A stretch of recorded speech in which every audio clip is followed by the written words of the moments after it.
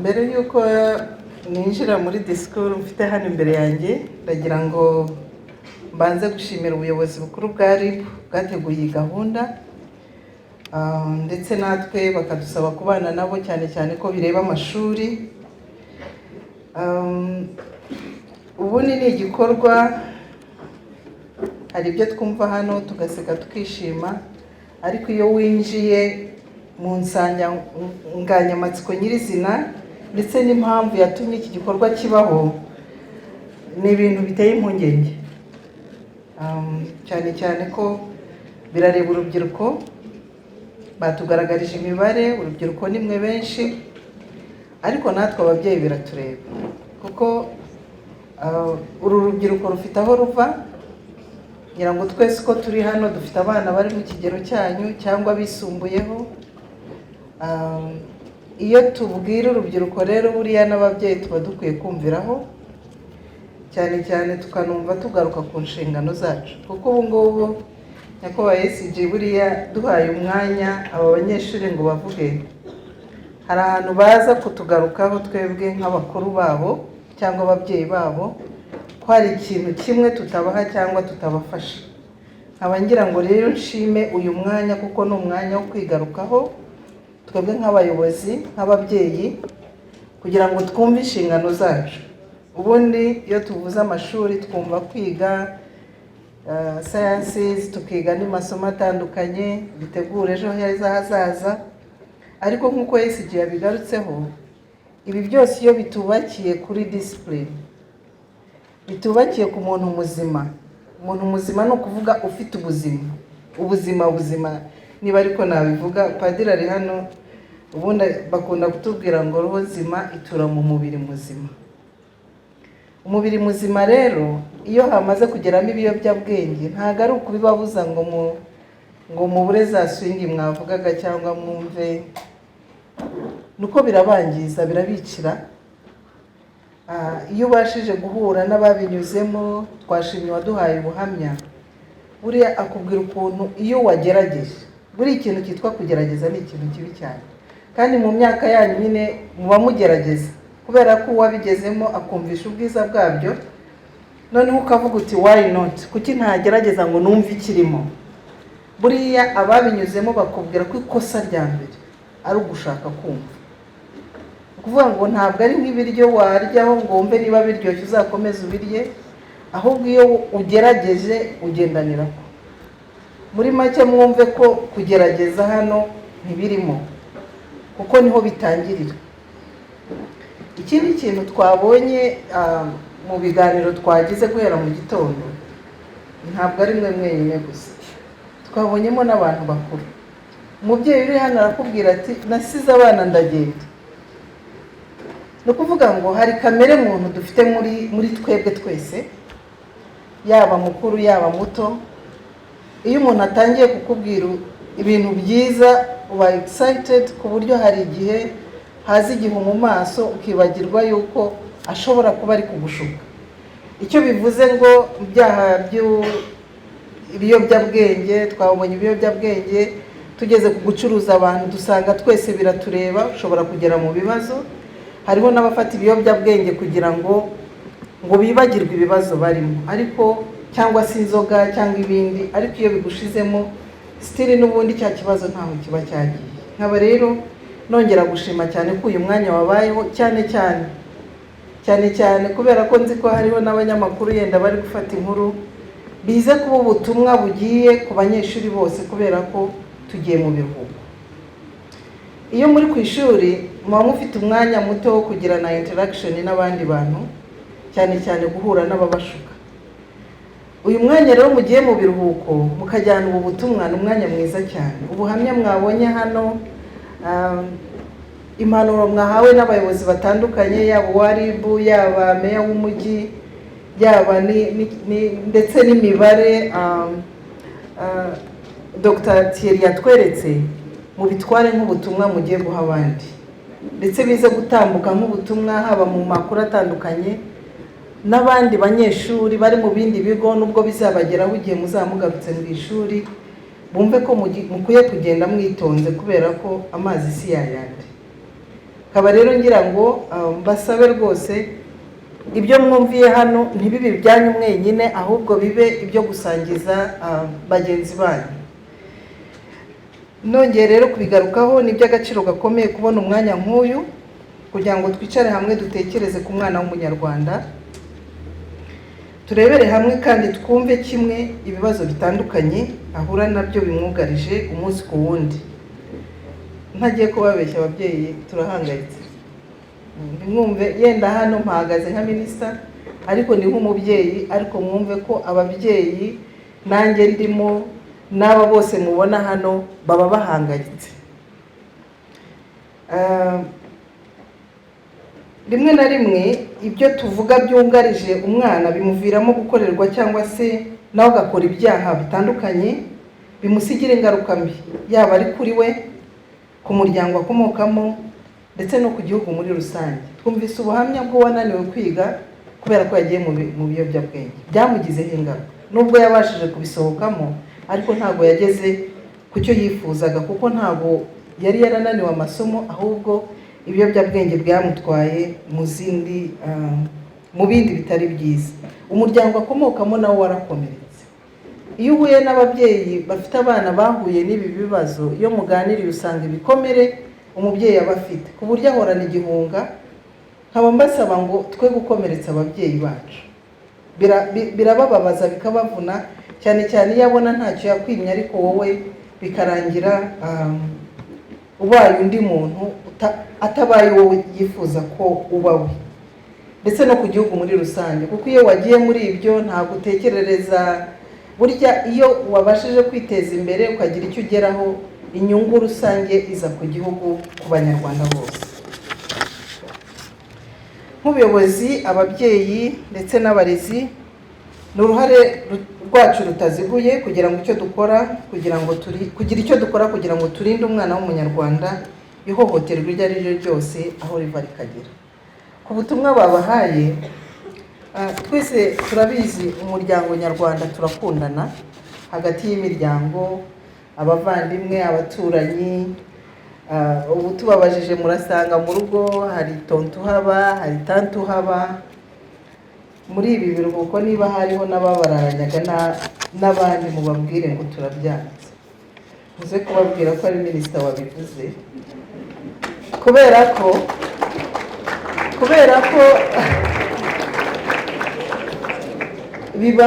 tugira imiryango minini kandi dukunda gufasha abo tuva inda imwe, abavandimwe. Ariko muri ibi biruhuko mugende mubabwira, niba wararanaga na tante, niba wararanaga na tonto, mubwire uti iri joro niba tudafite n'uburiri buhagije, mushakire matora nzajya nsasa hasi nta kibazo. Kuko aho kugira ngo uhohoterwe, kuryama hasi ufite icyo wiyorosa ntacyo bigutwara. Kubera ko mu bo twabonye bahohotera abana ndetse bakanabiceceka ni members ba families zacu. Noneho n'umuryango kubera kwanga gukorwa n'isoni ngo mvuge ngo musaza wanjye yahohoteye umwana wanjye, urumva ni ikintu kigayitse, babirenzaho bagaceceka. Ariko ni wowe wakomeretse, kandi igikomere wagize ntabwo kizakuvamo. Mugende ubu butumwa turi kubaha mu bushyire n'ababyeyi, mubabwire muti dukeneye kubungwabungwa kubera ko nitwe gihugu cy'ejo hazaza. Dukwiye rero kurinda umwana gukorerwa cyangwa se nawe kuba yakora ibikorwa byose bihabanye n'indangagaciro ziranga umunyarwanda, tukimakaza umuco wo kuzisigasira. Ibi bizatuma dusigira abana bacu u Rwanda ruzira icyasha, maze nabo bazavamo abayobozi, ababyeyi n'abarezi beza b'ejo hazaza. Nimubasha kwirinda, nitubarinda icyo twabarinze, namwe muzakirinda abana banyu. Ariko ibi byose ntibyagerwaho umwana w'umunyarwanda agisambanywa. Imibare twayibonye, ntabwo ibyo tuvuga ari ibidahari, ahubwo birahari. Ari nayo mpamvu nabashishikarije kubyirinda. Agishorwa mu biyobyabwenge, ibishuko mwabyumvise, nanjye bamaze kuvuga ziriya biswi na shokora zirimo biriya, navuze ntese ko natwe twaguriraga abana tuzajya tubwirwa n'iki ikizima n'ikitari kizima. Ariko turashima ko twahumurijwe ko mu mashops asanzwe nta birimo, ahubwo dukwiye kwirinda wa wundi ugushuka. Nk'uko navuze dukundana, turanasangira, ariko muri uko gusangira mutangire mu byitwararike kuko ingero twazibonye muzabihabwa na bagenzi banyu. Ikintu utabona afunguye mu gakarito kazwi ka biswi, ikintu kije agihisha mukirinde, ndetse tunababwiye ngo mubireke, ntabwo twaba tubahohoteye ahubwo n'uburyo bwo kwirinda, kuko nkuko natangiye mbivuga ikibi ni ukugerageza, kuko ushobora kukaryaho utabizi ariko ukumva uragakunze noneho ukagendaniraho. Nkuko tubizi twese, uyu munsi umubyeyi w'umunyarwanda nta wundi munani w'ingenzi afite wo gusigira umwana we waruta guharanira ko abona uburezi n'uburere bwiza. Iri shuri ugiye kubara ibyo ababyeyi banyu batanga kugira ngo mwige, bikaba byaza kumwa mu nkokora nuko wagiye muri izo ngeso mbi, byaba ari ikintu kibabaje. Nkuko kandi twese tubizi, umwana wajyanywe mu ngeso z'ubusambanyi, ibiyobyabwenge, gucuruzwa ndetse n'izindi ngeso mbi z'uburara aba yaciye ukubiri n'ishuri, kuko ni ibintu bidashobora kubangikamo. Rwose mubimenye, nubwo waba uri umuhanga gute, iyo wagiye muri izo nzira ubuzima bwawe biba byarangiye. Ushatse wanavuga uti ishuri ndariretse, ariko ntabwo ari byo tubifuriza, akaba ari nayo mpamvu ubukangurambaga bwatangiye. Natwe rero nk'abayobozi twaba tubaye abayobozi babi, abarezi ndetse n'ababyeyi gito, tutagize icyo dukora kugira ngo abana bacu tubategurire umurage mwiza. Niyo mpamvu umunsi nk'uyu n'ibikorwa nk'ibi ari ngombwa, kugira ngo twongere dufate akanya twikebuye, twungurane ibitekerezo, twumve ibintu kimwe, maze dufatire ingamba hamwe duce ukubiri n'icyo ari cyo cyose cyatwangiriza urubyiruko. Ababyeyi ntibazajya bababwira ntimuzajye mwumva ko babanze, kubera ko nta wundi muntu ushobora kugukunda nk'umubyeyi wawe. Nagaruka nanavuga ko imyaka batugaragarije hariya 14 na 17 ni imyaka mibi, reka tuyivuge, bitewe n'imiterere y'umubiri wacu, kandi murabyiga. Umukobwa atangira kubona yabaye mwiza, yabona n'umubwira ko ari mwiza kumva koko yabaye igitangaza. Umuhungu nawe aba yumva yatangiye kuzana ibigango, akumva niwe nta wundi, agashaka no gutambuka ngo abakobwa bamurebe. Iryo nta kosa ririmo kuko ni umubiri wabikoze, ariko niyo wibonyeho ubwiza avuga ngo ubwiza bwanjye ngomba kubusigasira.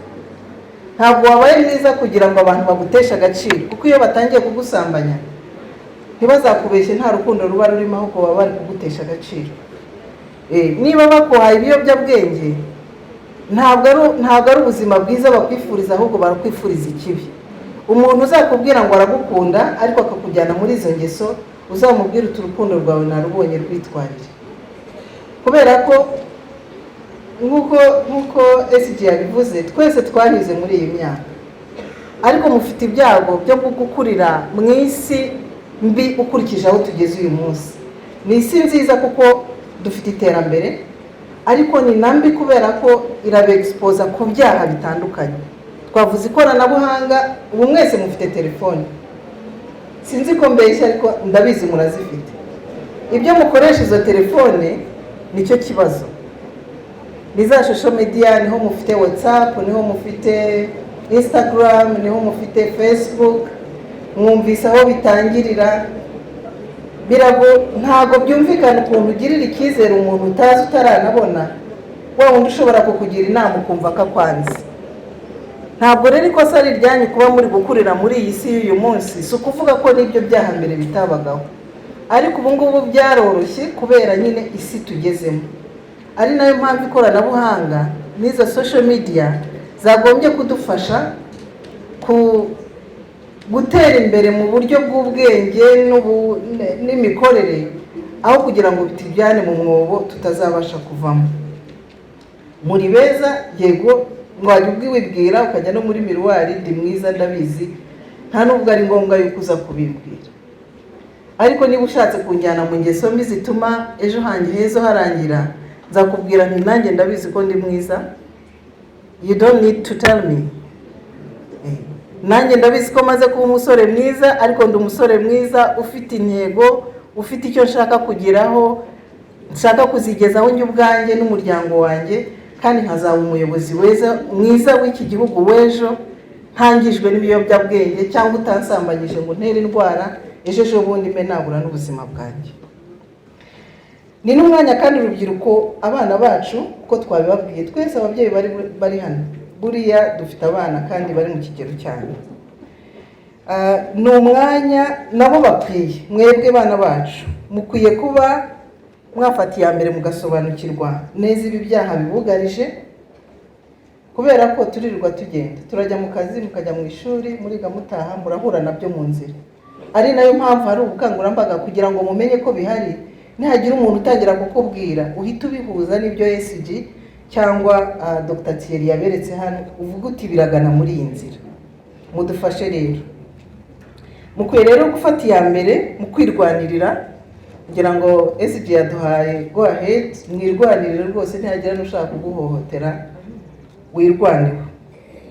Hari icyo meya w'umujyi yagarutseho cyo kwibumbira mu matsinda za clubs. Tuzi ko mu mashuri zihari, turashaka ko na club ijyanye no kwirinda ibiyobyabwenge n'ibyaha, kurwanya ubusambanyi mu bana, nazo muzihe imbaraga. Ubuyobozi bw'ishuri buzadufashe kugira ngo nabyo bishyirwemo imbaraga, kubera ko birahangayikishije.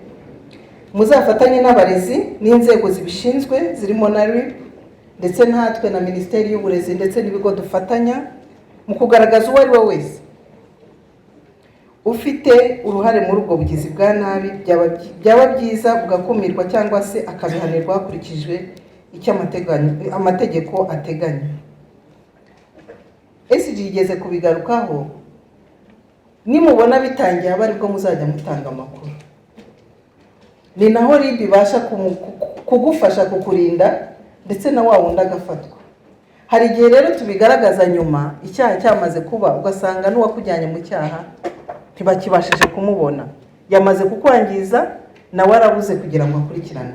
Igihe cyose rero mubonye ibimenyetso nk'ibi ngibi twagaragarijwe, turabasaba, niba ari umuyobozi w'ishuri, niba ari ushinzwe discipline, niba ari mwarimu, nzi ko mugira n'abayobozi mu mashuri yanyu, ntiwabura umuntu wisanzuraho, cyangwa n'ababyeyi, ngira ngo mwese mwiga mutaha, mwigene n'ababyeyi banyu mubabwire. Nababwiye ngo ababyeyi turahangayitse, ku buryo ugize imana umwana akakubwira uti hari ikintu mbona kitagenda, n'ibindi byose wari uri gukora ubishyira ku ruhande, ukabanza ugakurikirana icyo kibazo. Mudufashe rero kugaragaza ibyo bibazo. Hari n'igihe biba hagati yanyu ubwanyu, si ngombwa ko haba umuntu uturutse hanze yanyu, kuko mu mibare batugaragarije ari ababikorerwa ari n'ababikora muri ya myaka murimo, kandi ni bamwe muri mwebwe. Hari ushobora kubimenya yabyigishijwe n'abandi bo hanze, ariko akashaka no kubizanamo hagati yanyu. Ni byiza rero ko uwo nguwo nawe amenyekana, akaba yafashwa kugira ngo mwese mutazafatwa. Reka nsoze rero nongera gushima cyane abagize uruhare muri iki gikorwa bose, kandi mbasaba gukomeza urugamba n'ubufatanye musanganywe mu kwamagana no kurandura burundu ihohoterwa iryo ari ryo ryose umwana w'umunyarwanda agihura naryo, kugira ngo twese hamwe tubashe gutanga umusanzu wo kwiyubakira u Rwanda rwiza twifuza tuzaraga n'abana bacu. Umuyobozi yansabye yuko nzagaruka ikindi gihe, ndabyemeye nzagaruka, nimuva mu biruhuko tuzavugana.